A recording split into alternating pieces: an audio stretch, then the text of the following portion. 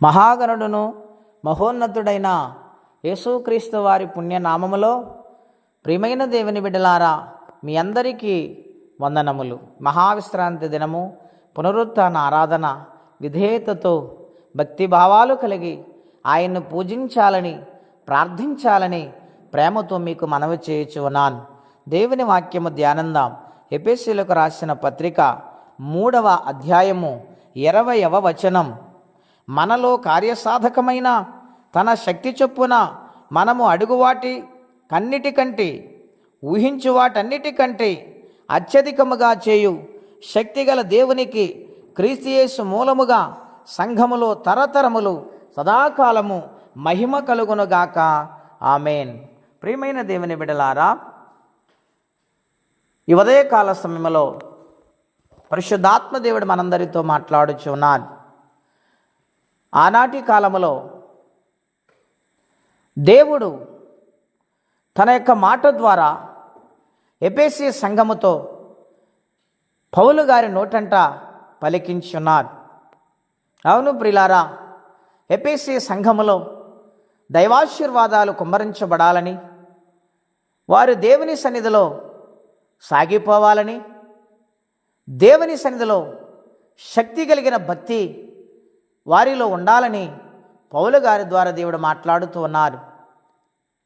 ఇక్కడ వ్రాయబడిన మాటలో అడుగు వాటి కంటేను, ఊహించు వాటి కంటేను అత్యధికముగా మీకు ఏది కావాలో అది నేను మీకు అనుగ్రహిస్తానని దేవుడు మాట్లాడుచు ఉన్నారు. ప్రియులారా, ఒక కుటుంబంలో తల్లిదండ్రులు వారి బిడ్డలు ఏది కావాలో వారికి ఇవ్వటానికి ఎంత కష్టమైన భరిస్తారు.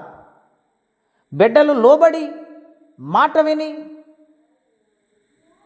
దేవుని సన్నిధానములు తల్లిదండ్రుల సమక్షములు విధేయతలు కలిగి బ్రతికితే తల్లిదండ్రులు చాలా ప్రయాసపడతారు.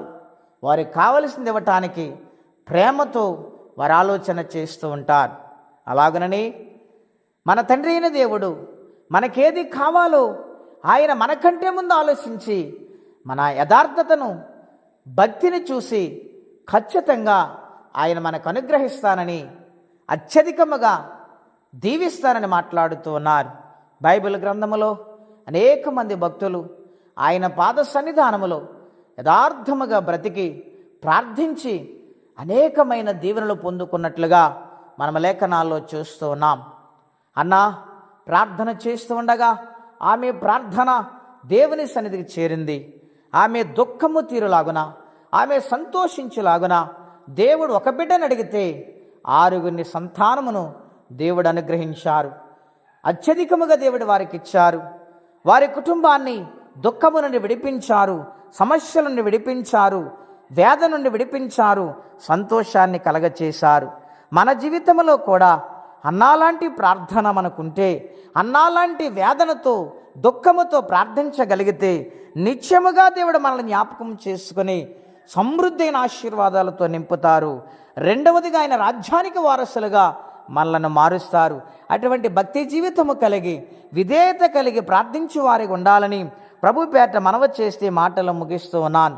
ప్రార్థనండి. అత్యంత కృప కలిగిన దేవా, మహోన్నతమైన మీ నామము కొరకై వందనములు. నాయన, నీ సన్నిధానములో నమ్మకత్వము, యథార్థత, విశ్వాసము, పరిశుద్ధత మీరు కోరుకుంటున్నారు.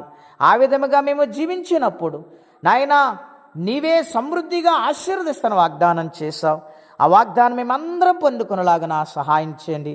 ఎవరే కష్టముల, బాధలు, ఇబ్బందులు ఉన్నారు వారికి నీ సహాయం పంపించమని, ఈ దినము దీవెనకరంగా మార్చమని యేసుక్రీస్తు వారి పుణ్యనామములో ప్రార్థించి స్తుతించి వేడుచున్నాము తండ్రి. ఆమేన్. దేవుడు దీవించునుగాక. ఆమేన్.